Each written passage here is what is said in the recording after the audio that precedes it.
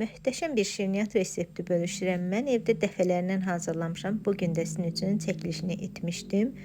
Qaymaqlı kremdən istifadə etmişəm. Videoda göstərdiyim ölçüləri açıqlama bölməsində qeyd etmişəm.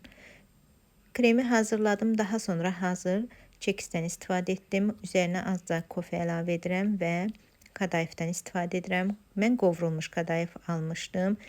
Üzərinə püstə əzməsi 2 qaşıq da qatlaşdırılmış süd əlavə etdim.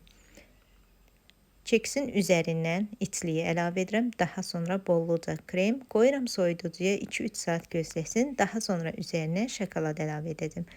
Gördüyünüz bu şokoladı mən Trendyoldan çeki ilə alıram. Belgiya şokoladıdır. Şokoladın dadı möhtəşəmdir. Bütün şirniyyatlarımda bu şokoladdan istifadə edirəm.